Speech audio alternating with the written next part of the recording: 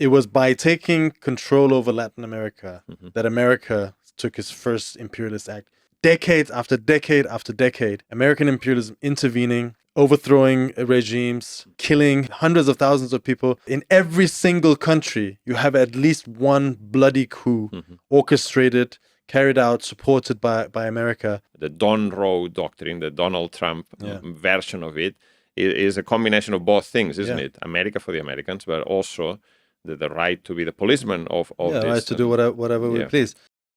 Welcome to Against the Stream, the communist podcast which looks at world events in order to trace out and expose the class interests that shape them. My name is Hamid Alizadeh. I'm here today with Jorge Martín. And on today's show, we'll be talking about the U.S. military buildup in the Caribbean and Donald Trump's threats against Venezuela and his president, Nicolas Maduro. What is happening? Will there be war? And more importantly, what is the stance of the communists towards this? Now, Jorge, I mean, you look at some of the things that have been said. It's the facts don't add up. But let's trace out the facts first.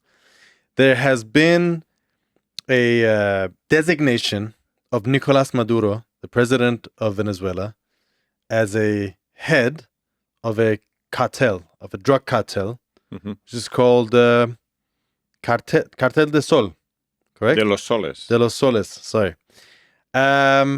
But also, just a second, it's not just that cartel. Apparently, he, according to the United States, he is also at the head of another criminal organization called the Tren de Aragua. Okay, he's also... Apparently. Okay, that's what they claim. I have to get my facts right. Okay.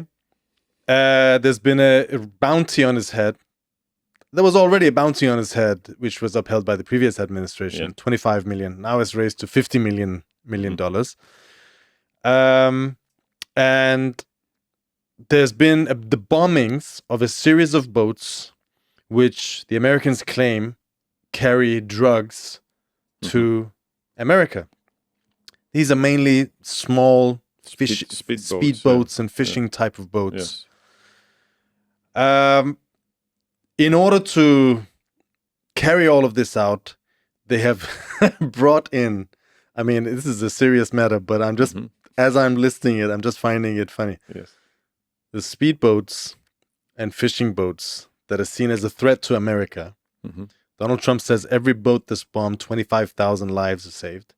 And in order to carry this out, they've called in the world's biggest aircraft carrier. Yes. Gerald Ford, which is a nuclear carrier, is a carrier strike group, which I believe has 8 or 12 ships in total in a strike group like that. 5,000 troops. You've had the Iwo Jima Amphibious Ready Group, which is kind of a amphibious group which carry expeditionary forces. The 22nd Marine Expeditionary Unit, which consists of 5,000 special forces, basically. Have also been deployed to the area. 5,000 troops have been moved to Puerto Rico. And there's been all sorts of buildup of Reaper drones and F-35s. Yes. And obviously, that doesn't add up with the fact that we're dealing with small boats. And also the CIA has been called on to carry out covert operations in Venezuela. It's given authorization on live national TV to do so. It's the secret. Don't tell anyone. Don't tell the Venezuelans. I mean, this is just absurd. This is let's go through let's dispel the facts. First of all, this build-up, this escalation of military bullying against Venezuela started in mid-late August. Yeah. So it's now 2 months of this escalation.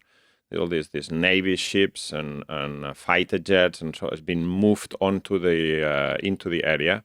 Now the latest one is that there is a U.S. Navy ship carrying out joint military exercises with Trinidad and Tobago. And Trinidad and Tobago is a small island off the coast of Venezuela. I think there's about 12-kilometer separation between the two. So this is highly provocative. And then in last week, there were also flights by B-1 and B-52 bombers off the coast of Venezuela in a very provocative manner. So this is a serious... These can carry nuclear bombs, by the way. These are the ones that bombed the Iranian nuclear facilities just a few months ago. So this is a very serious escalation. And if you add to this the fact that now the US administration has said that the drug cartels are a terrorist organization, and then Trump has declared that the country is now at war with these designated terrorist organizations. And then, as you said, he is declared that Maduro is the head of two of these criminal organizations. So it all adds up to an enormous amount of pressure designed to achieve what? It's clear that this is nothing to do with drugs, right? According to a DEA, there's a DEA report, which you can find on the website of the DEA. This is the Drug Enforcement Agency from the United States. They should know what they're talking about. Cocaine that comes from South America into the United States mainly goes through the Pacific route. So this is on the other side of the continent. I think it's 74% of all drug shipments from South America to the United States go through the Pacific route. I think there's about 14 or 16% go through the Caribbean, the Western Caribbean route, which is Colombia.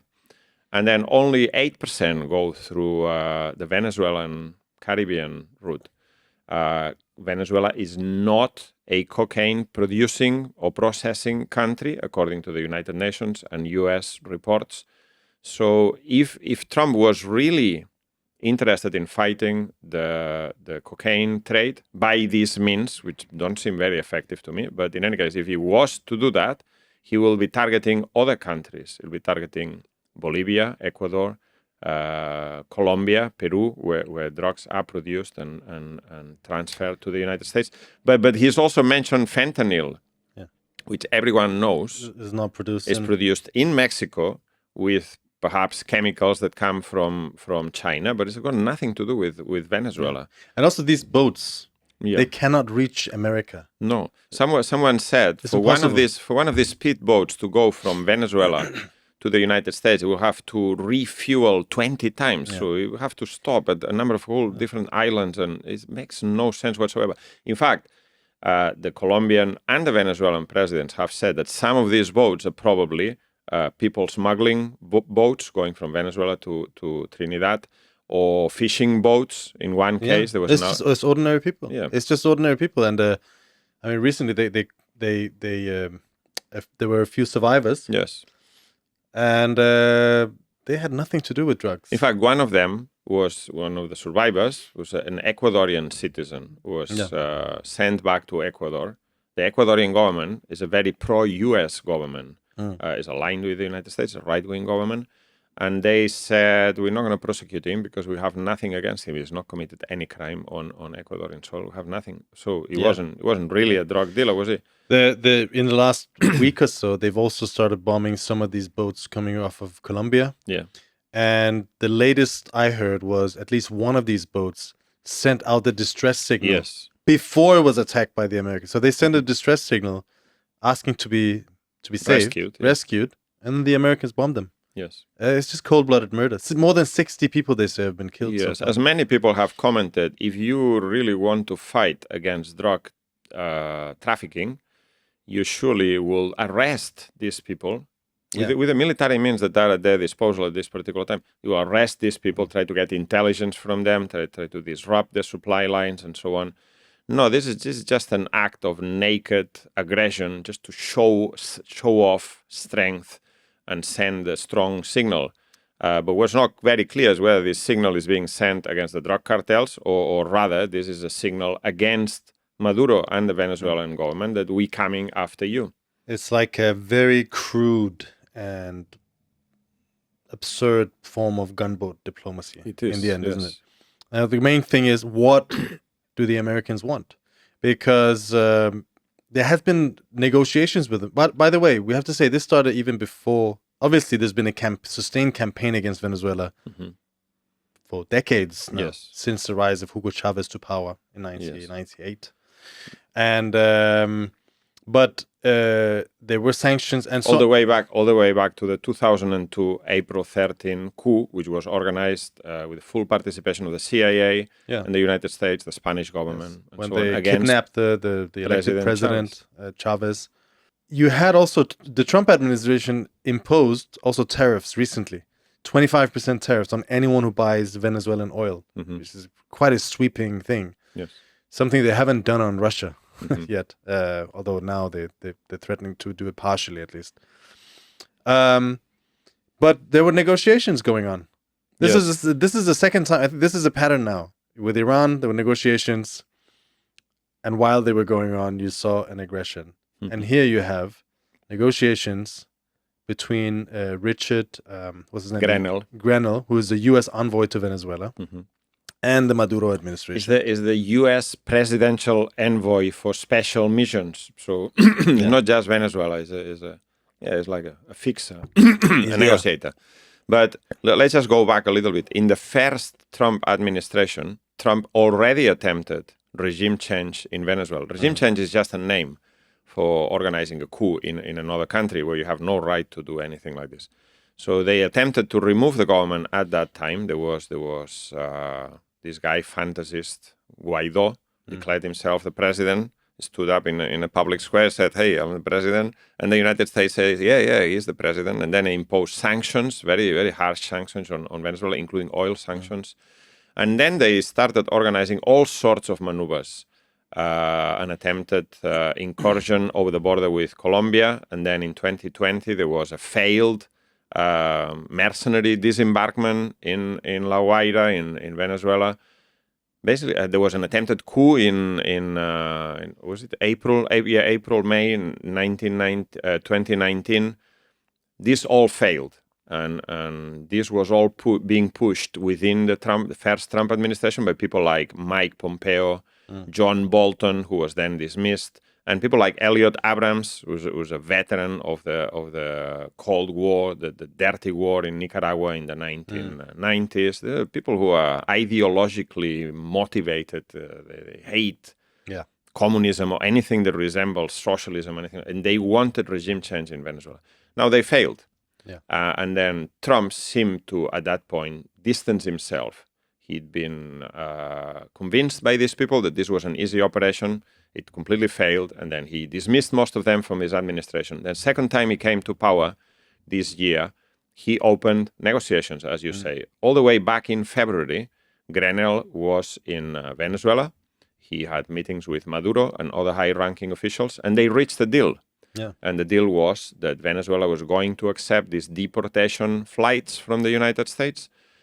In exchange, Venezuela released, I think it was half a dozen U.S. citizens. American citizens. Yes. 6 American citizens who were in custody in Venezuela.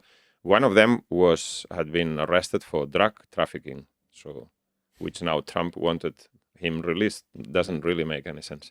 But and then on top of this, the United States renewed the operating license for Chevron.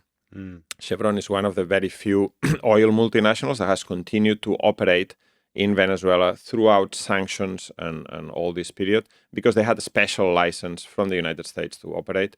And this license is up for renewal every so often. And under Trump, it was renewed, I think, 2 times, although the second time with more stringent conditions. So there seemed to be a negotiation going on that was giving fruits, right? That was benefiting both sides, I guess. And there was a very warm relationship, in fact. Yes.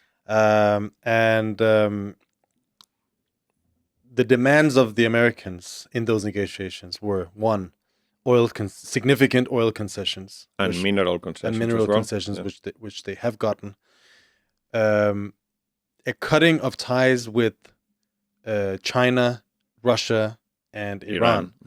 Which is, this is where these 3 countries are most invested in Latin America. China, as far as I understand, has a $60 billion loan to Venezuela, which is being repaid in the form of oil shipments. Yes, and it's quite an important part of the alliances, or has been in the past 20 years, of the alliances between Russia, China, Iran, and so on. And so the Americans wanted China out and the others out, basically. Russia has some military, and China has some military agreements and collaboration going with Venezuela. And it seems that Venezuela was prepared to agree to this. There is a report in the New York Times that says that they've given in to all these demands. Yeah, and in fact, I would say, just to add, you can continue.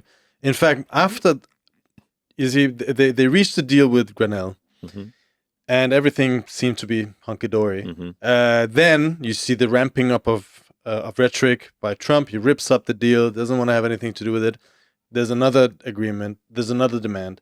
Maduro must go. And it's interesting how Maduro, in spite of that, this massive attack against him, still wrote letters, reportedly, to His Excellency Donald Trump. Basically, saying, we can collaborate on everything. We'll give you anything but giving up power, of course. But it wasn't enough. And so the question that comes... and then in August, when this escalation started, Trump made a point of withdrawing Grenell from his Venezuela mission. Said diplomacy is over, negotiations are over. What does that mean? That war is now military aggression is the only thing left. That's the point, because I think that the question that's been discussed quite a lot in many places is, will there be war? Or any kind of military confrontation, because that's not quite clear. First of all, the contingent of American troops in the area is nowhere near being enough for an invasion. No. I think they say America would need at least 100, maybe 200,000 troops to invade Venezuela. The Venezuelan army is pretty dilapidated and crisscrossed with all sorts of fractures and so on. But nevertheless, it's not easy to take a relatively large country like that. No. The Americans have 15,000 troops and some strike carrier groups. They have special forces, they have missiles, they have air superiority, so to say, in the area. So you could see a limited strike of some sort. But the question is that what they're going for? Do you think the aim of that? What is the aim of that? Exactly. What is the aim of everything they're doing at this point? Okay, I think there are different factors that are coming together. One factor is Trump wants to look tough, right? And this question of drugs allows him to look tough. This question of drugs is a big problem in the United States. Yes. I think last year 80,000 people died of opioid overdose and drug overdose. This is a lot of people every year being killed. And I think that this was a big part of his election campaign. So by him looking tough, we're not even talking to these guys, we're just blowing them up and killing them, and this is saving lives in the United States. So it's a propaganda value to this, one. Number two, I think that it is clear to many observers that there is a wing of the U.S. administration and the U.S. political establishment that's very closely aligned to this idea of a military coup in Venezuela, removing the Venezuelan government and removing the Cuban government, overthrowing the Cuban Revolution. And these are people who are mainly based around Florida, in Miami, where there is a big community of Cuban counter-revolutionary gusanos, they call them, the counter-revolutionary exiles from Cuba. And they have an oversized influence on U.S. politics because Florida is a very populated state, and they have a lot of votes in the electoral college and in the U.S. elections. And some of these people come from there's Marco Rubio. He is part of this. His father is a Cuban exile, and he's been obsessed with this question for many years. And when he became the Secretary of State for Trump, he had to swallow quite a lot of his ideas about foreign policy. He was pushed to make a deal in the Middle East, make a deal with Russia, but he was always kind of holding back on his main area of interest, which is Venezuela, Cuba, and so on. Perhaps Nicaragua later on. So this is one angle. There's this other guys, they call them the three crazy Cubans. Yeah. Mario Diaz-Balart, Maria Elvira Salazar, and Carlos Jimenez. They are three Republican representatives from Florida, and they are part of this. They proudly call themselves the three crazy Cubans. Yes. Yeah. One of the reports says that and Trump needs their votes. Exactly. This is Congress. the point, that Trump has a very slim majority in the two houses, and therefore needs every single vote. And there are reports that these people, the three crazy Cubans, had meetings with Trump in which they demanded things. Trump issued a very strong statement against Cuba in the summer. Now he's building up against Venezuela. And this is possibly part of this. There's pressure on him to move in this direction. But the thing is also that at the beginning of his administration, say in January, February, April, March, he felt strong. His popular support was still up, and he felt he could fend off any pressures coming on to him. But now that he is weaker, from the point of view of his popular support is collapsing, particularly amongst the youth. Yep. And also, this is another interesting angle. His support is collapsing amongst the Latinos, because there are a number of measures that he's taken, particularly in relation to immigration, deportations, which is highly unpopular, and which has made him highly unpopular amongst the Latino population. For instance, he's ended the parole system, by which 500,000 Venezuelans, Cubans, Haitians, and from other countries had been able to go into the United States. So these people are up for immediate deportation, 500,000 of them. Many of them are reactionaries from Cuba, from Venezuela, from other parts. And this has had a negative, detrimental effect on his popularity. And so he thinks that now being tough on these countries perhaps will help him recover some of that popularity. So this is one angle. I will also say, is his name Stephen Miller?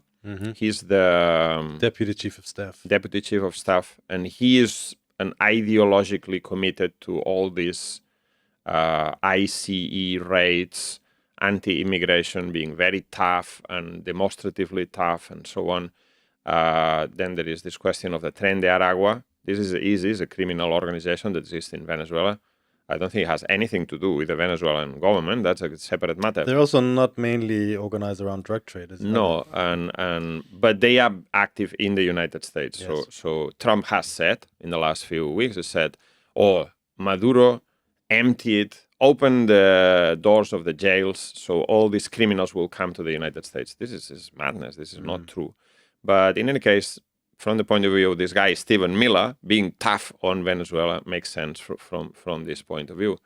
But I will say that this is some of the factors, right? The pressure of the Miami counter-revolutionary lobby, which has high positions in the administration. Yeah, just to add to that before we continue. Yes. These three crazy Cubans, in March, they managed to smash an oil deal that the administration had made with Venezuela. And they refused to vote for Trump's big beautiful bill, exactly, unless he broke this. So that shows you a little bit of what kind of they have power to blackmail him. Yeah. And then this Stephen Miller is also very close to the Heritage Foundation and this Project 2025, which is a group of thousands of kind of middle class reactionary conservatives who have certain ideas about.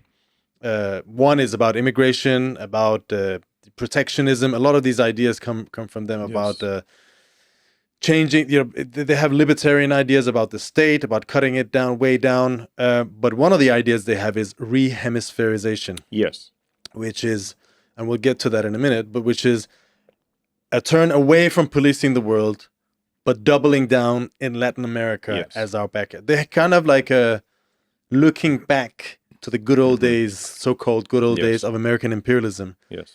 But I just want to say, the one thing you said before, that Trump, when he came to power, he was so strong. If you remember, Marco Rubio, who stood against Trump, Little Marco Rubio, he was called Little Marco. Yes. And Trump kind of played with him like a cat plays with a mouse. Yes. Even after he humiliated him publicly. Yes. And you could see that when Marco Rubio was interviewed, he says, yes, the president is the, all-powerful. I mean, he didn't say that, but words to that effect. Yes. And he was very subservient. Yes. But as you say, as disappointment has set in with Trump's policies. He's not solved inflation. Unemployment is rising. The cost of living is rising. House repossessions are rising. We're doing a show next week on the US. Yes. We'll deal with these things. Nothing has been solved. And he doesn't have the same power. Before, if any Republican kingpin or powerful person would say anything against Trump, he would let the dogs on him. Yes. And he would have hordes of supporters from all sorts of layers, who working class and middle class to hillbilly, lumpins. No longer. And now you see these groups, parts of his faction, these factions within his alliance, much more stronger.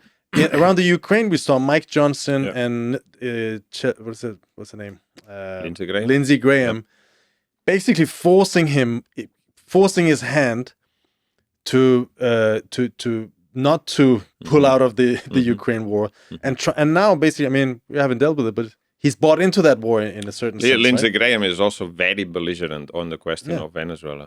So in the first Trump administration, apparently he actually went against the military. He opposed the military intervention. But now there are other forces that are kind of pushing his hand. And before we get to the next point about, I know we're going to talk about Latin America. What would be the outcome of a war? Yeah, I mean, this is or the thing. What kind of a military situation? What do they want? If the only thing that's left from the point of view of the United States is regime change in Venezuela, this is quite. I think they are calculating that increasing the military pressure will provoke the collapse of the Maduro administration without the need for actual military action, right? So the sending of the USS Gerald Ford carrier strike group, this is, I mean, as you said, the world's largest aircraft military ship, to the Caribbean. It hasn't arrived yet, but it will arrive at some point. This is a big threat that was not aimed at dealing with small fishing boats, is it? So they calculate that this, together with a 50 million bounty on Maduro's head, will provoke someone within the regime, within the administration, to move against Maduro or hand him over to the United States. In fact, there was a story in the media in the last few days that they had been, when was it? About 2-3 years ago, I can't remember.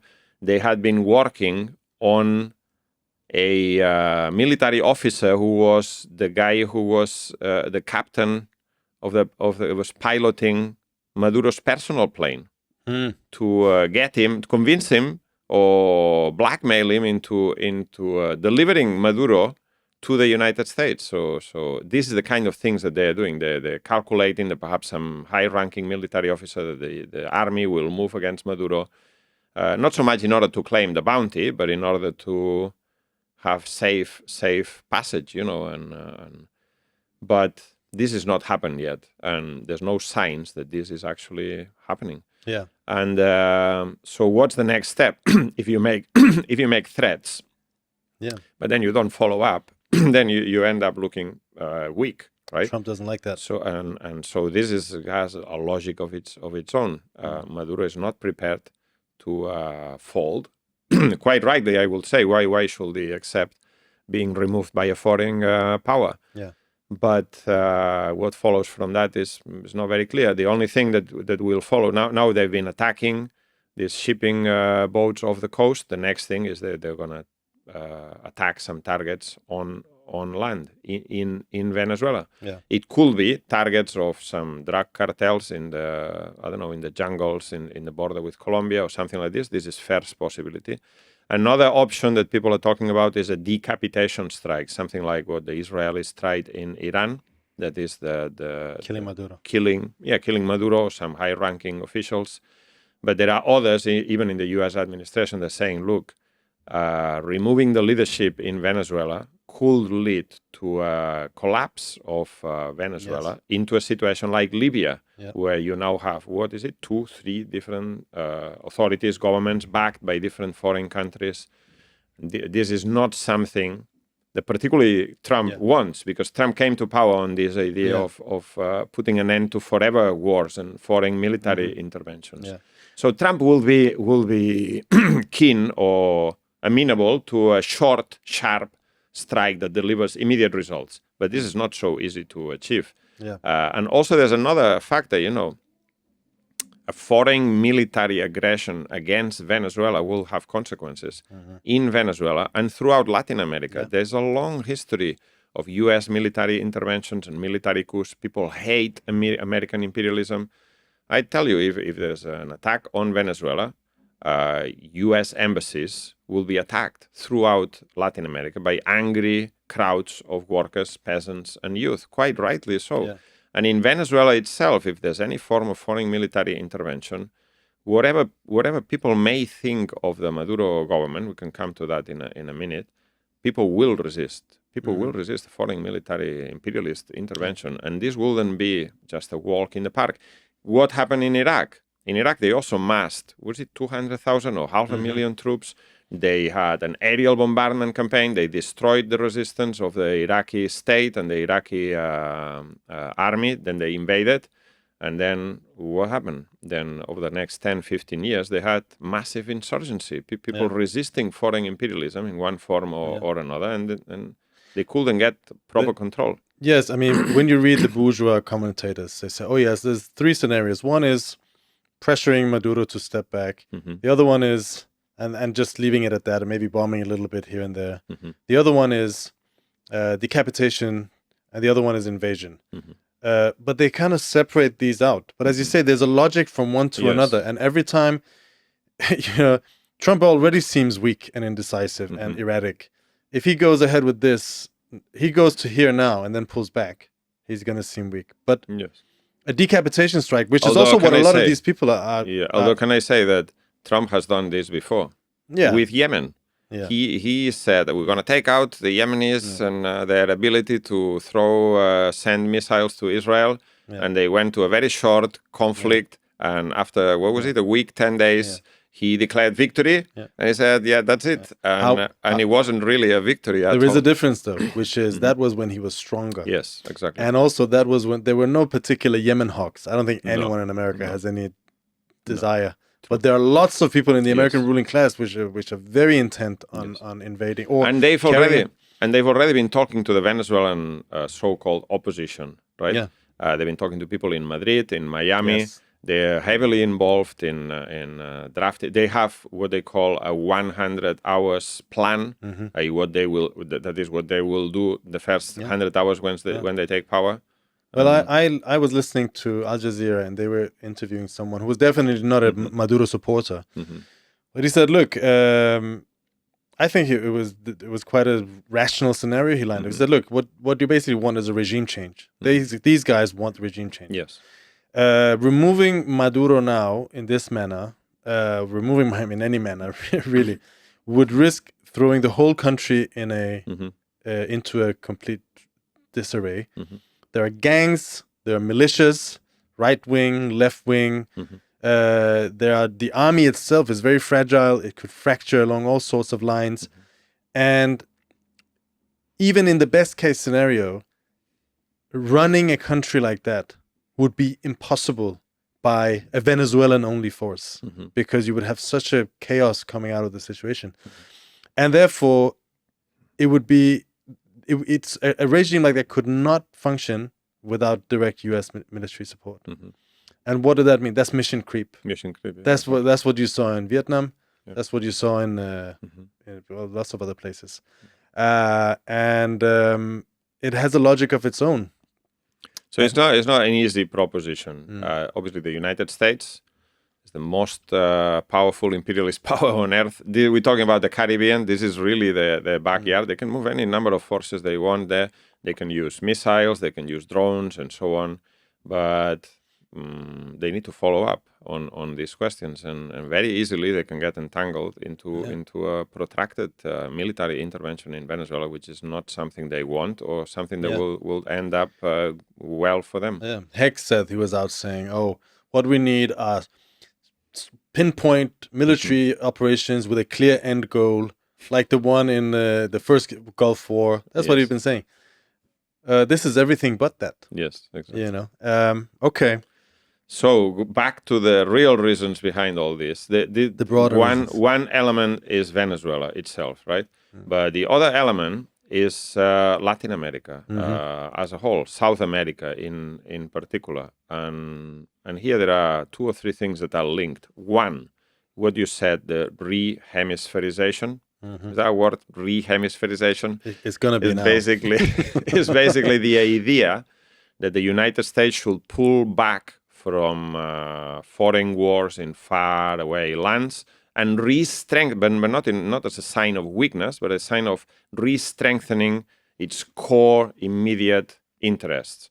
And when we saw Trump's inauguration speech, what did he say? He said, we're going to annex Canada and we're going to take over the Panama Canal. We're going to invade Panama, did he say something like this? And Greenland. This is part of that, right? This idea that the United States will be strong in the world if it controls its own backyard and spheres of influence and national security interests and so on. And we have seen a whole number of moves by the U.S. administration over the last 6-9 months that go in this direction. Number one, they oh, and by the way, and this is related also to kicking out China from the region. China has acquired a very strong position in between 2020 and 2024. China went from being a small trading partner of Latin America to being the main trading partner for the whole of South America. This obviously excludes Mexico, which is mainly linked with the United States. Almost everyone apart from Mexico. Yeah, exactly. Main countries, important countries like Argentina, Brazil, Peru, Chile, Ecuador have a massive trade with China, which has been pulling in sources of energy, oil, gas, and so on, minerals, copper, lithium, and others, and also agricultural products, soybeans, pork meat, and so on. And then in exchange, China has been investing in these countries. Massive infrastructure projects has been taken over, electricity dams, railway lines, electricity grids, and so on in the whole region. And obviously, Latin America was the backyard of the United States, and now it's in dispute. Let's put it this way. Yeah. So, as I said, there are a number of measures, actions that the United States has taken in the last 9 months. One, Panama. Marco Rubio went to Panama, basically blackmailed the Panamanian government into withdrawing from the Belt and Road Initiative that they were part of. Now they are no longer part of. This is the Chinese worldwide infrastructure project network. They also were forced to accept the presence of U.S. military personnel, U.S. troops in Panamanian soil. And also they forced the sale of 2 ports at each end of the Panama Canal, which were owned by CK Holdings, which is a Hong Kong-based company. This is still in dispute. This sale has not gone through yet, but this is the way it's going. So basically, the U.S. is reasserting its domination over Panama, which is a key strategic country because of the Panama Canal. Number 2, in August, the United States imposed 50% tariffs on Brazil. And there were a number of reasons for this. The most obvious and clear one was the treatment of Bolsonaro, who was being put on trial at that time. But the real reasons were, one, the rights of U.S. media multinationals in Brazil. They didn't want to abide by Brazilian law. So the defense of these multinational Google, interests. Facebook, all of this. Exactly. And then also the question of China and the BRICS. Obviously, Brazil plays a big important role in the BRICS. The BRICS are talking about a currency to replace the dollar and so on. And Trump was not happy about this and wanted to put pressure on the Brazilian government. They now seem to be talking about some sort of agreement between Brazil and the United States. But this is one action that was clearly designed to exert U.S. pressure on Brazil to cut off or move away from China. Then there's another one, Colombia, because this whole escalation of imperialist military bullying and aggression started being directed against Venezuela, but is now also involved Colombia. The Colombian president already had a clash with Petro, already had a clash with Trump in February over the question of deportation flights. Then he made a big speech at the United Nations over the question of Palestine. His visa was revoked by the United States. There's now sanctions on him and his family. The United States have cut off diplomatic relations between each other. The United States has imposed sanctions on Petro, as I just said, but also cut off all financial aid that was going to Colombia. And basically, the relations between two countries are at its lowest level for 30 years. And this is a country that was considered the main ally of the United States, main counter-revolutionary ally of the United States in the whole region. I think Chavez called them the Israel of Latin America. Yeah, Uribe was back then. Yes, Uribe, Santos, all these extremely right-wing presidents who were linked to paramilitary gangs that were involved in drug trafficking and so on. This was a stable, secure, trustworthy ally of the United States in Latin America for 30 years, and now they are at loggerheads. And it's all Trump's provocations that led to this question.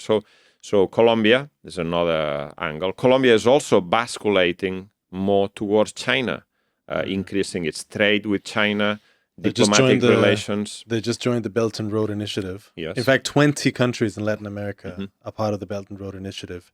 The Chinese have built in Peru this deep sea port, the Chancay port, which I believe you told me it's cut the transportation time to Latin America by 7 days. Yes. And they're now building a oceanic railway, continental railway to the other side, to Brazil. They're building railways throughout Latin America, obviously to benefit Chinese trade itself. Yes. But what you see is also that the Chinese enter with investments and building something, which these nations need for whatever reason. Yes. They bring investments, they bring jobs, they bring trade, they bring critical infrastructure. This is the head of the U.S. Southern Command. Her name is Laura J. Richardson. She was in her position until last year, so before Trump got in. She said last year, well, the nation that, this is a report from the U.S. Southern Command itself who's written it. Army General Laura Richardson said that the nations that have signed on to the Chinese initiative don't see the investments the U.S. has been making in their countries. Why? Because they don't exist. Many. All they see are the Chinese cranes, she said. These projects are in the billions of dollars. They are big-time projects. She said it would be okay with her if those investments were doing good in the hemisphere, but it makes me a little suspicious when it is in critical infrastructure. I mean, obviously she's talking from the point of view of U.S. imperialism, but she doesn't realize the irony of her own. Like, this is a country which has been decaying for decades and decades, partially because of the role, more than anything, because of the role of U.S. imperialism, sucking out resources out of these, putting in puppet regimes who had no interest in developing society, industry, production, creating jobs, anything like that. And as a result, a lot of these governments and regimes have been overthrown. They've come into crisis. Colombia is an example. Venezuela, although it's more complicated, but there was a revolution in Venezuela as a response to the pro-American regime before that. In one country after another, in Brazil, there's been movements. And here you have China, which is an ascending power, growing its trade, growing its industry, looking for markets, but also looking for places to export capital, looking for places to get stuck in, basically. Investing in these countries. And, well, for a lot of, even from a bourgeois point of view, a lot of them are saying, well, we're getting something from this. Yes. even apart, this is, in fact, a lot of the commentators, bourgeois commentators, are complaining, saying, well, even people who are on our side, like Bukele in El Salvador, who's a reactionary, but he's still staying open towards China, even though he's friends with Donald Trump. They agree on lots of things, but the point is, they're making money. Yeah, they're making investments. And the same is the case with the governments of Ecuador and Peru. These are two right-wing governments. One of them in Peru is a government that came to power, a regime that came to power through a military coup, the illegal overthrow and removal of the president of Peru. And these countries, these two governments, have close links with China. Why? Because China is investing in mining. China's investing in infrastructure projects and so on, and usually because China is the last kid in the block, has arrived after the United States. Imperialism has dominated this region for a long time. The conditions for China's investment are much better than the conditions given by the IMF and US. They don't really interfere in government. No. They don't have any strings attached. No, they just want access to minerals, access to resources, access to markets, trade, and so on. And I would say that's the final element here, because the access and control over minerals, mining and refining, has become very important, as we see now with the current trade war with China and the US. Rare earths have become very important. Critical minerals like copper has become lithium has been very important.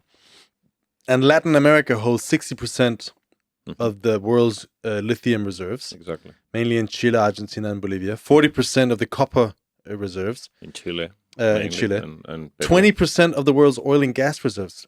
In fact, going back briefly to that other conversation we had, Donald Trump didn't care about regime change in Venezuela. He just wanted the oil. He wanted the oil. It was the others who wanted regime change. Venezuela has the world's largest proven oil reserves. Latin America controls a third of the planet's fresh water, which is becoming a more and more precious resource. A third of the planet's arable land. And in fact, this is the largest net food exporter. They also have silver, tin, nickel. And one of the food, you just said food. Soybeans and pork meat, they're coming from Bolivia, from Argentina, from Brazil. And they're competing with U.S. agricultural exports.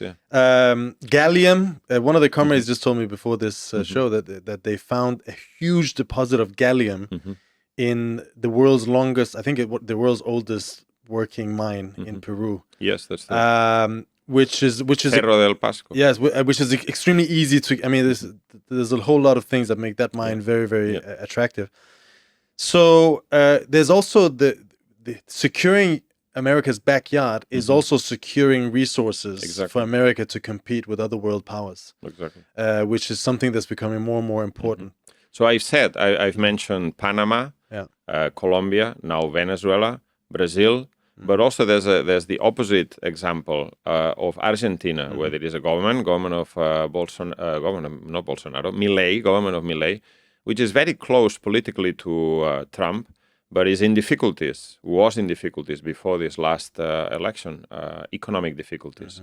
And Trump intervened very demonstratively, had 2 public meetings with Milei, pitched an opportunity in the course of a few weeks, and also with money. Besant organized a swap line worth $20 billion US dollars plus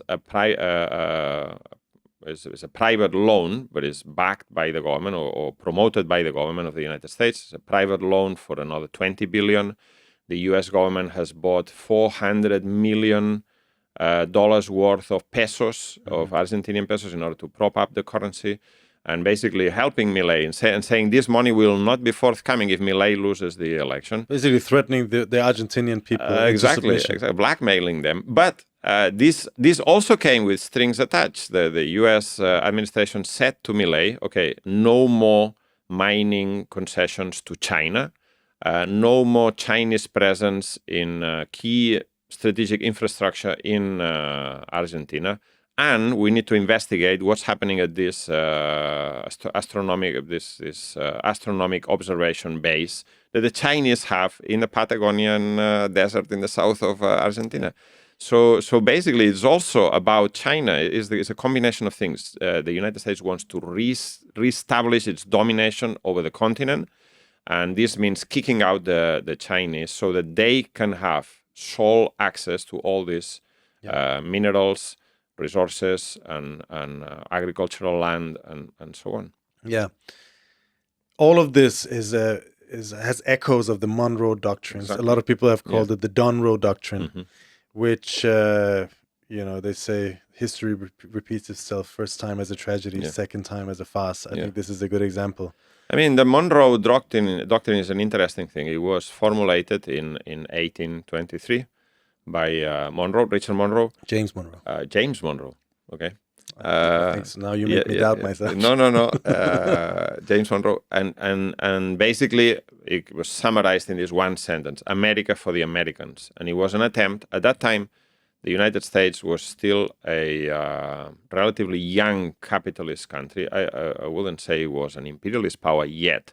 But what it wanted was to assert its domination over the continent, basically saying no European imperialists have the right to come in here and decide things. At that time, the British and the French imperialists particularly the British, were very active in Latin America, building railways and things like this.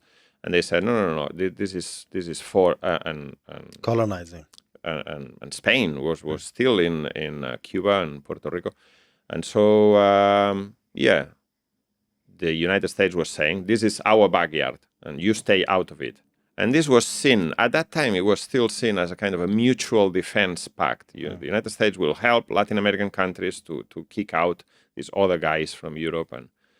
But then 100 years later, in 1909, 1907, there was a Roosevelt corollary to the Monroe Doctrine. And the Roosevelt corollary said that the United States has the right to be the policeman of Latin America, and that any country that goes against the rules of civilized existence or acts in a bad way, is a bad actor in the region, they will be taken out by the United States. The United States is now the policeman of Latin America.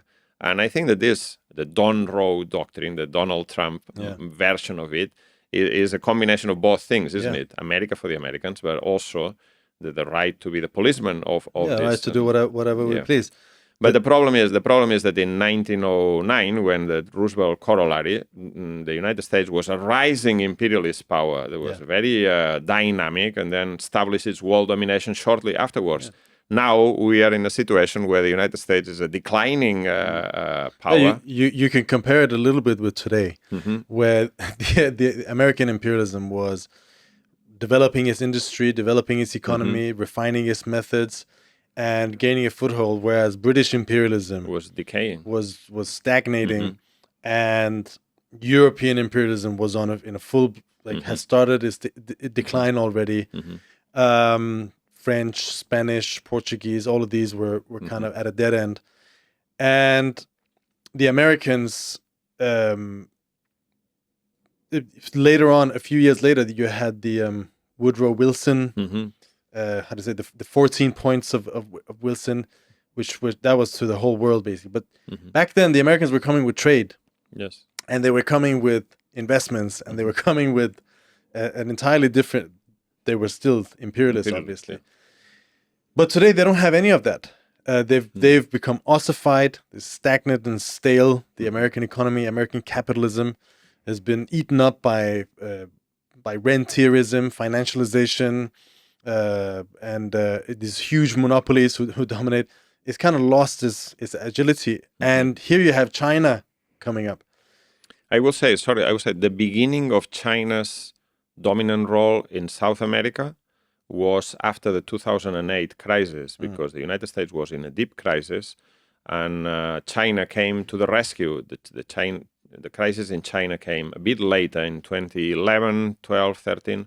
But in 2008 and 2011, China implemented a massive program of investment, Keynesian investment in the economy, reflation of the economy, and they were sucking in massive amounts of energy and raw materials from Latin America, which saved Latin America from the 2008 crisis for 2, 3, 4 years. Yeah. And at that time, they established their position, taking advantage of the crisis of U.S. imperialism.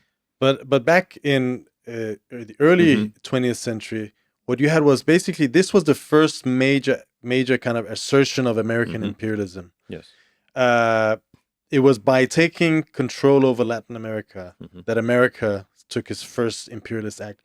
But at that time, that meant gunboat diplomacy that you mentioned before, but also direct military intervention in Puerto Rico, the Dominican Republic, in Haiti, in Nicaragua, already at that time. Throughout the Caribbean. Yes. That was America's first major imperialist act as a major kind of a semi-global hemispheric, the hemispheric imperialist power.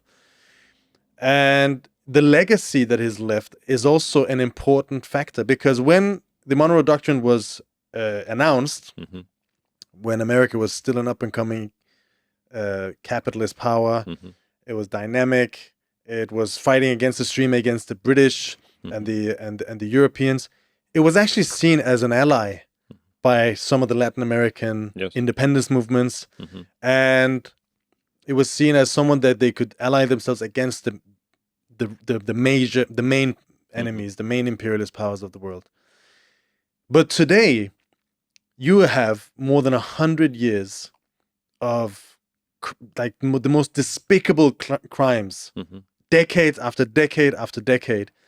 American imperialism intervening, overthrowing regimes, killing hundreds of people. I mean, millions of people, probably hundreds of thousands of people. In every single country, you have at least one bloody coup orchestrated, carried out, supported by America. And in most of them, you have many more than several of them. Every major popular movement, every major revolutionary movement we've seen in Latin America has been aggressively opposed by American imperialism. Venezuela is one of them. How many coup attempts have they not tried in Venezuela? And so America is dealing with they're operating in a hostile territory with an economy which is not as strong as it was. They don't have the ability to prop up regimes. I mean, this credit line to America, to Argentina, so it's already causing problems back home. Yes. Because we're like, why are we throwing $40 billion into a bottomless pit in Argentina? We don't have enough ourselves. Not only this, that they're helping a country that is exporting soybeans to China. Therefore, it's a competitor for U.S. farmers. And the other thing is, how are they gonna? I mean, extracting China from Latin America. This is a continent that deals in a course. Was it in the number of $518 billion worth of trade with China? How are you going to just take that away? I mean, who's going to buy Argentinian soy? Americans are not going to buy Argentinian soy. So if Trump really wants Argentina to stop trading with China, it would mean the bankruptcy of a government is already quite bankrupt. Yes. And it will be the same everywhere else. All of the infrastructure projects, all of the jobs that are connected to it. So what it would leave would be a major social upheaval and a crisis in one country after another. And I don't think that the Americans would come out of that very strengthened. It's a different matter. Can I just say it's a different matter in Central and Central America and Mexico. These countries are much more linked to the U.S. Economy, or rather than dominated by the U.S. economy. For instance, you have the Mexican government, which is on the face of it a progressive government that stands up for Mexico's sovereignty against U.S. bullying and so on. However, they export 80% of its exports go to the United States. They are completely dependent and dominated by the United States. And so when Trump says you need to kick out China from Mexico, the Mexican government says, okay, they just decided we introduce 50% tariffs on Chinese imports, and will establish a state commission of investigation on Chinese investments in Mexico. We're going to curtail this, and so they are much more dependent. But when Trump turns around to a country like Colombia and says you must do this, this, and this, or else, then Colombia says, okay, we need to diversify and we need to export more to China. That's what they say, and this is a feasible proposition. So it's more difficult than it seems. And even politically, I just saw a survey yesterday that in Colombia, China has 60% popularity. America has 40%. Of course, America is hated. Is a very small part of. I mean, 40. I think it's a lot. I don't even think it's that much who actually support America. America is seen as the biggest criminal, the biggest killer. Yes. And it's all in the air. It's not something that's made up. Everyone remember. Every family has lost someone or knows someone who's lost someone. And on top of this, what's coming from the Trump administration? The deportation of Colombian nationals from the, and they transported shackled in military planes is really provoking an opposite reaction. Yeah. Now let's go back to Venezuela. Where do we stand in this? Because the Maduro government is not very well liked in Venezuela. No. Right? And I think from some Venezuelans, perhaps, maybe a minority, but some of them seeing things said about Maduro would think, yeah, that's probably right, or suits him well. Where do we stand? Our position is very clear, and we've made this position clear in a number of statements by the Venezuelan section of the RCI, the U.S. section of the RCI, as an article by Alan Woods, who was published, 10 days ago, about this question of is there going to be war? Is Trump going to war with Venezuela? Our position is clear. Our position is hands off Venezuela, and now also hands off Colombia. The United States has no right to interfere in the internal affairs of Venezuela, Colombia, or anywhere else. This is imperialist bullying, and as communists, we are completely and utterly against this, and we are prepared to mobilize against this, and mobilize public opinion. The working class movement, the working class public opinion, the trade union and labor movement should mobilize against this aggression. Whether it finally ends up being an actual military aggression or not, this is bad enough. The piling up of military assets in the Caribbean in a very provocative posture against Venezuela, in order to achieve what? Regime change, which means interfering in the internal affairs of another nation. It makes a mockery of national sovereignty, and it's basically an imperialist intervention. We are completely against. We say hands off Venezuela. The task to decide what government the Venezuelan people should have or not is the task of Venezuelan people. The Venezuelan working class needs to decide that. Yeah. Now, having said that, we also need to explain. You just said the Maduro government is unpopular. I was talking to a comrade in Venezuela 2 weeks ago, and he said, "Listen, the problem here is that this government, the policies of the Maduro government, which are at the polar opposite of the policies of the Chavez revolutionary government, have created a situation where there are some people, including in working class neighborhoods, who say, yeah, well, let's let the Americans come in, remove Maduro. Yeah. That will be for the best. Yeah. And we have to warn, it will not be for the best, because we know who Maria Corina Machado is, the main leader, so-called leader of the opposition. She has a long history here. And she just for all the listeners who don't know this, she was the one who beat Donald Trump to the Nobel Peace Prize this year. She's the leader of the Venezuelan opposition. Yes. She's the daughter of a steel magnate, I believe, and an old oligarch of Venezuela. Yes. And has been involved in the counter-revolutionary movement in Venezuela for 25 years. Yes. In all the coup attempts, in all the attempts to subvert She's someone who several times has called for a U.S. military intervention against her own country. Yes. So the right wing, the oligarchy in Latin America as a whole, they are called apatridas. They are against their own country. They're prepared to sacrifice their own country to the bloodshed of a foreign military intervention just to defend their own interests and privileges. Yes. So yeah, we know her. She was involved in the 2002 coup in Venezuela and every single reactionary attempt ever since.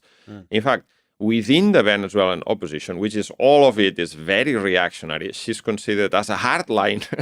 She came to prominence because the other ones were seen as too soft, if you can imagine that. She's basically, if you want to know what a government of Corina Machado will be in Venezuela, is a cross between Milei, Bolsonaro, Trump, and Satan. If you want something like that. Okay. Explain. She will come in and basically privatize everything, destroy anything that remains of the gains of the revolution, which have been weakened for the last 10 years, but there's still some of it, like public state housing and education, healthcare, and a few other things. She will basically sell the country off to US multinationals. And in order to do this, she will have to rule with an iron fist. This is not democracy. They're known for having ruled the country for 40 years with massive repression, the selective killing of political opponents, and brutal repression against workers, peasants, and youth if they dare raise their head. This is what a Maria Corina Machado government will look like, and therefore we are completely against.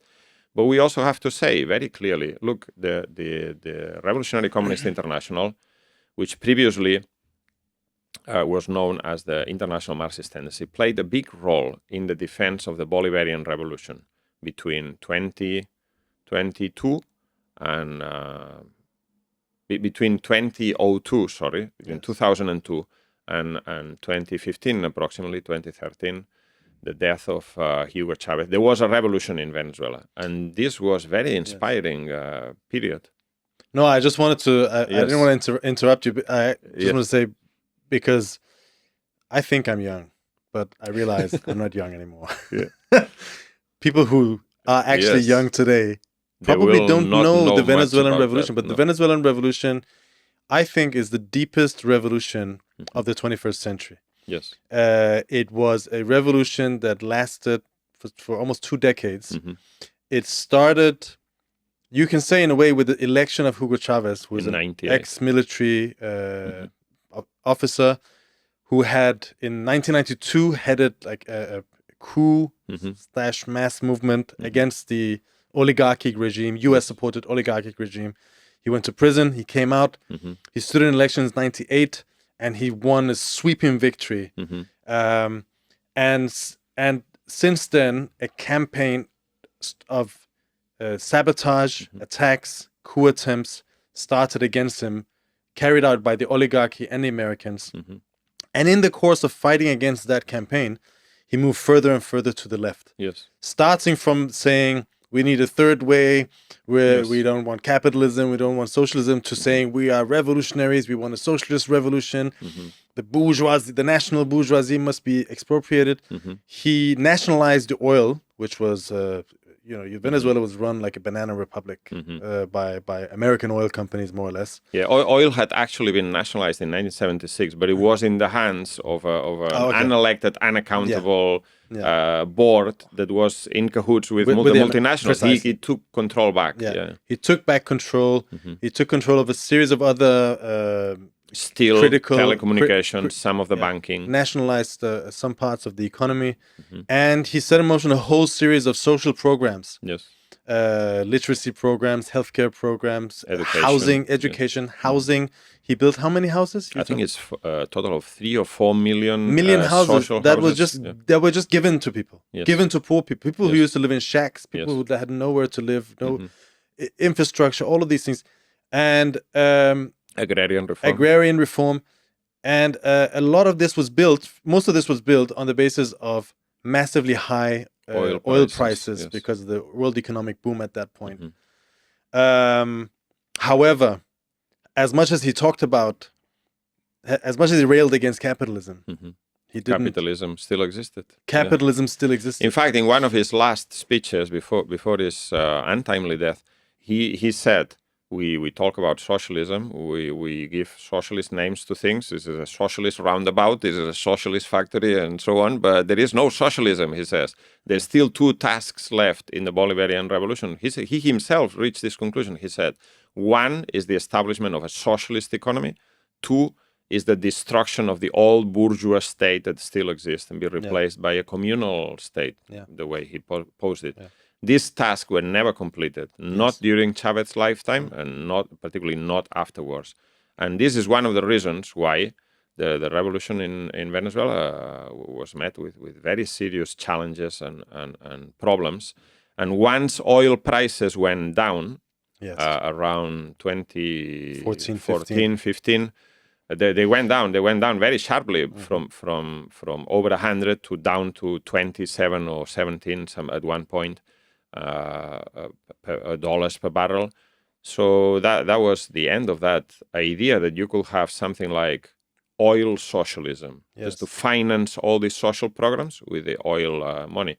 Obviously, this was very progressive in itself, but didn't put an end to capitalism. And the capitalists still controlled food distribution and key sections of the economy. And they used this control, as you said, to sabotage, to create artificial scarcity, flight of capital, investment strike, and so on. And this was combined with the US then imposing sanctions and further attacks. Obviously, this was a huge threat to, and all American administrations agreed on this. And whether there was Obama or anyone. Obama was the one who implemented. I think it was in 2005. Can't remember the exact year. He implemented, or 2015. Sorry, he implemented an executive order that said that Venezuela is poses a serious and immediate danger to the U.S. national security. But it does. Imagine that. But it is, because it was a revolutionary movement that had a huge echo throughout Latin America. Now, I was in Venezuela when I was just joined, became an active communist, joined this organization in 2007, I think it was. And I went to a factory which made oil valves. That factory had been taken over. This was the mood in Venezuela back then. That factory has been was called Inveval in Los Teques. You've probably been there as well. And it was taken over by the workers. They took us around. They showed us their offices. All of the bosses had fled. The workers had occupied the factory before the bosses could sell the machinery, basically. And they restarted production under workers' control. They had a council which would meet, I think it was weekly. They had a management which was elected by the workers themselves. Everything was transparent. All the workers were sent to universities so they could read the books. So there was no secret books and money being taken out. All the workers participated in cleaning, all sorts of menial jobs. There was a rotation going on.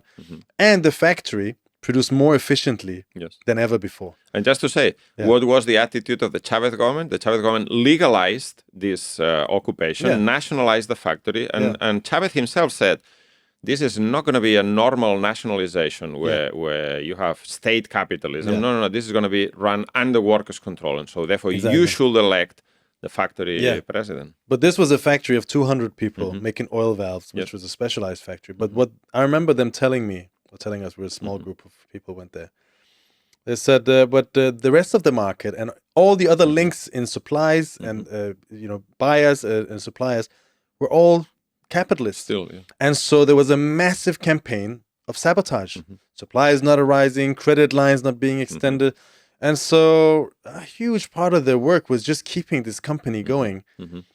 Whereas if you had a complete planned economy, that is all of the links in this production being controlled, being nationalized and controlled by the workers, you could have had the same level of extreme efficiency that they had implemented.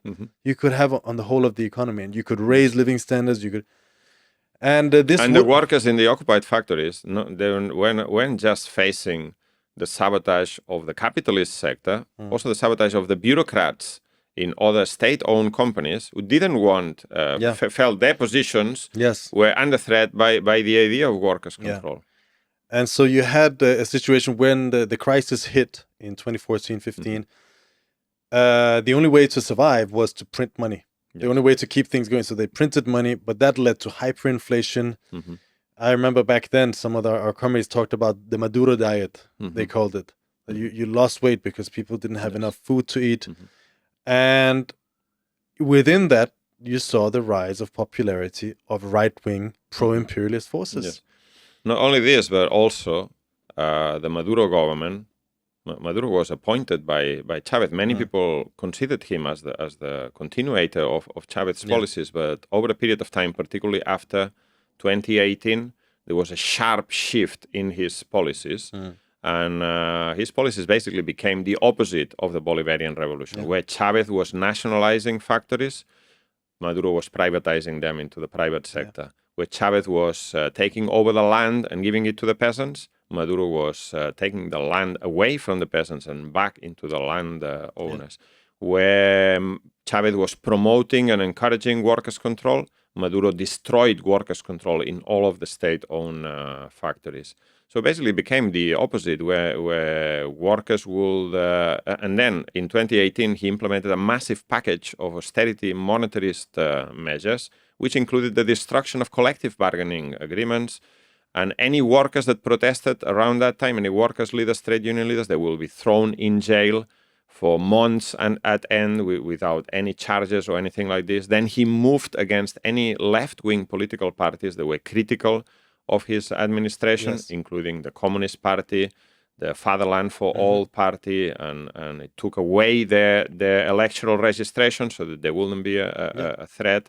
And so basically it became the opposite of the Bolivarian revolution, but still using the name of Chavez, using the name of the Bolivarian revolution, and covering himself with a mantle of socialism, which is now massively discredited the idea of socialism in Venezuela. But this is a concrete example of what we always say.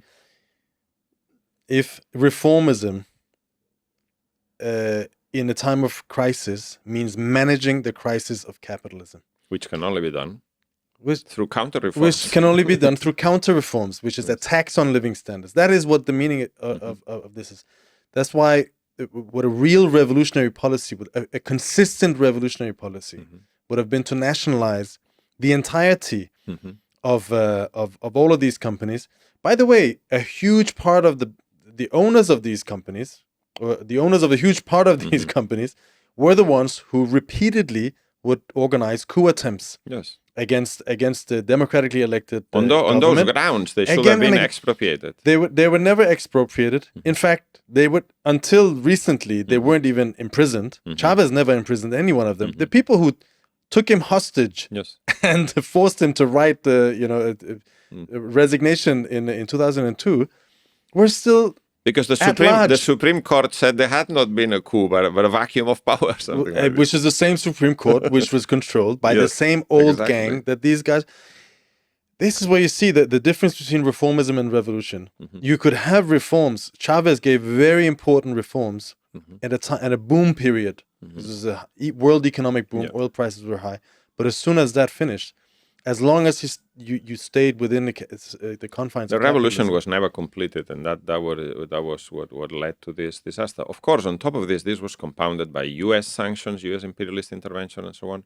But there was another way. There was another way to go, another way to have dealt with this, which is, as you say, complete the revolution, complete the expropriation of the capitalist class. There were plenty of reasons to do so, and put the whole of the economy and society in the hands of working class people, of the poor peasants, of the poor in the city, that had shown once and again their ability to run society and stand up to the challenge. And by the way, save Chavez. Exactly. Because when there were coup attempts against him, what happened? Millions of people took to the streets to defend him. And now, if there's a coup attempt against Maduro, we don't know what's going to happen. I mean, probably because people hate American imperialism so much. They will mobilize against it. But it's not at the same level as before. In fact, millions of people have emigrated from the country as a result of this economic crisis and situation. So, yes. That doesn't change anything from what we've said just before, right? Our position continues to be hands off Venezuela. The question of who rules Venezuela needs to be decided by working class people in Venezuela, and the course of the politics and the organizations and so on need to be organized by themselves. We are against foreign military intervention. In fact, Britain is also complicit in this. There's a massive amount of money that belongs to Venezuela in the coffers of the Bank of England. The gold reserves that belong to Venezuela have been taken away from them. This is piracy. Yeah. But so we are against that. We are against imperialism, and our position continues to be hands off Venezuela. The question is, how do we fight imperialism? This is the point. This is the point. I remember at the height of the Bolivarian Revolution, when all these things were going on, the social benefits, but also not just the social, but this is not just the government carrying out social reforms. It was a revolution in the sense the working people participated actively, as you say, occupying factories, organizing in the working class neighborhoods, in the peasant villages.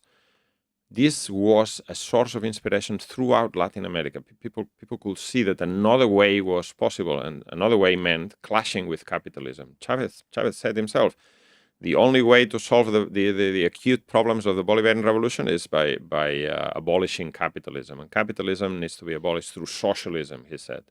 This is very advanced. He reached these conclusions from his own reading, but also from his own experience. At the beginning, he wanted to compromise with the capitalist class. He said, why can we not have a situation where we invest, we develop the country? He very soon realized that the capitalists were not interested in any of this. Anyway, so this is the way forward. This is the real way to fight imperialism. Chavez defeated every single attempt against him on the basis of the mass mobilization, because the people were mobilized because they felt they were part of this revolution. It was their revolution. And this movement then spread to a whole number of other countries, Ecuador, Bolivia, and the whole of Latin America was taken by this revolutionary ferment.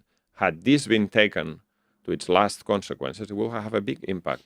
And not only in Latin America, also in the United States and in Europe. People were looking to what was happening there as a source of inspiration, because even people in the United States could see, okay, here we don't even have a healthcare system. In Venezuela, they're paying for people to have cataract operations, recover their eyesight, and so on. So this is a massive solving the problem of housing. Imagine that. This is a massive source of inspiration for people in living in London, where they have to pay, I don't know. In New York, you have a mayoral election where someone is calling himself a socialist. Is calling for a rent freeze. Yes. On a certain on some houses, on some of the housing stock there. And that is incredibly popular. Why? Because people are being suffocated by the enormous cost of housing. That seems so radical, but what they did in Venezuela is more advanced. It's basically saying, okay, we're now going to build these houses and hand them over to people who need them. It's a right. It's not a commodity. So that is the real way to fight imperialism. Imperialism you fight with working class struggle, working class organization, and internationalism. And you might think that this is an unequal struggle. The United States has the USS Gerald Ford, the largest aircraft carrier, but the US has also been defeated in struggles like this in the past. In Vietnam, the French were defeated in Algeria, because when you have a real, genuine revolution, there's nothing that can stop that in the medium and long term. And I think that this is the only way. I will say in Colombia is now under aggression from U.S. Imperialist bullying. What should Petro do? Well, first he should call on the masses, which he's already doing quite correctly, but he shouldn't just stop at appeals. He should threaten to nationalize all U.S. property in Colombia. It's a retaliation, is a proportional response, as they say in bourgeois diplomacy. And he should threaten to expropriate the oligarchy in Colombia, which is in cahoots with U.S. imperialist bullying, and hand over the land to the peasants. This is what will solidify support for a revolutionary way forward in Colombia. And there's no U.S. military invasion that can fight against that. Once the workers and the peasants are fighting for something that is theirs, their land, their factories, their livelihoods, which now they fully control, this is very difficult to destroy. The Chavez government is a case in point, isn't it? That because of the millions of people supporting that movement and that government, feeling that it's theirs, the U.S. couldn't do anything about it. But, as we said, because it was tired out, the reactionaries found a foothold again. Now, just the last question, which I think is important, which is the question of China, because America is seen as the main enemy in Latin America, and rightly so. Which it is. Which it Yes. is. Look at what they're doing. I mean, you Mhm. don't see the Chinese coming and changing governments and killing Mhm. people and bombing, Mhm. poor old fishermen or anything like Mhm. that. And I think a lot of people, there is a sentiment of kind of satisfaction with seeing the Chinese standing up to the Americans and the Russians and giving them a bloody nose. Mhm. And there's even a kind of a, yes, we want China Mhm. because they are the better Mhm. bourgeois. Mhm. They haven't unleashed any death Mhm. squads against us. They haven't Mhm. changed any of our governments. They're not even telling us Mhm. what we should do. Mhm.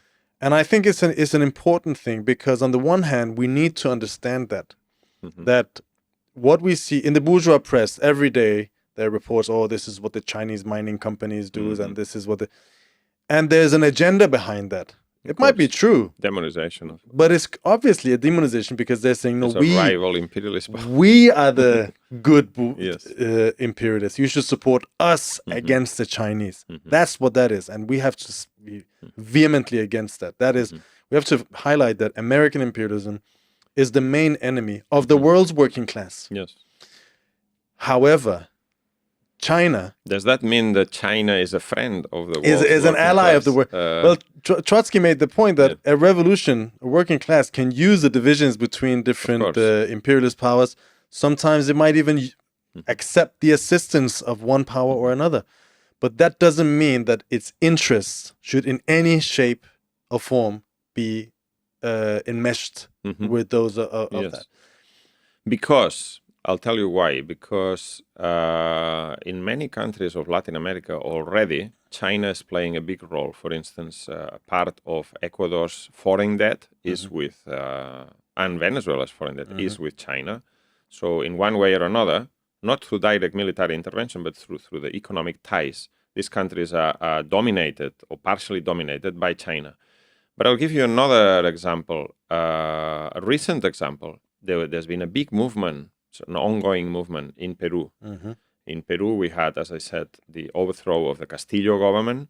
So a popular government had been elected by the rank and file, by the poor and the peasants, was overthrown, and Dina Boluarte came in. And Dina Boluarte came in through a process of repression, brutal repression. 50 people were killed, and this didn't bother the Chinese. The Chinese want Peru's mineral wealth. And that's all they're interested in. And they still, under this Dina Boluarte government, which is a right-wing reactionary government, came to power in an illegitimate manner through the killing of dozens of people who were protesting. They still went ahead and built this port of Chancay, which is in their interest. That's what they want. This is one example. The other example is a more recent example in Ecuador, which is neighboring Peru, where the Chinese hold a section of its foreign debt and importing oil and other products. There has been a national strike called by the CONAIE. CONAIE is the organization that organizes the poor peasants, indigenous peasants in the more indigenous regions of Ecuador. This is a strike that just finished. It's been ongoing for 4 or 6 weeks.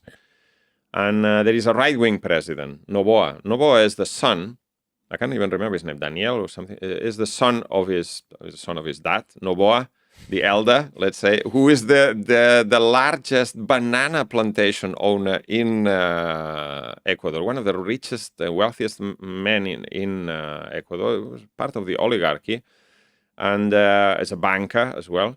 So anyway, this is a government of the oligarchy, the reaction, and so on. And this government is using brutal repression against the national peasant strike. I think 1 or 2 people been killed. They deployed the army, the police, and so on. Now, at the end of this strike, the Chinese have signed a deal just this week. They signed a deal with the Ecuadorian government, giving them $28 million. Not a large amount, but it goes a long way in a country like Ecuador. In order for the reconstruction and rebuilding of the areas most affected, the 2 regions most affected by the strike. And Noboa has signed this deal. There's been a public signing of this agreement. And this money is going to be used through a program called Those Who Supported Noboa, firm with Noboa. And Counter-revolutionists. he has said this money is going to be given to all those who didn't participate in the strike, maybe had their businesses affected by the strike, but those who participate in the strike will not get any of this money. So basically, the Chinese are financing the strike-breaking reactionary government of Ecuador in order to get better ties with this government and get better concessions in the investments. This is a completely counter-revolutionary role, which I think now many people in Ecuador will now see China in a different light through agreements like this.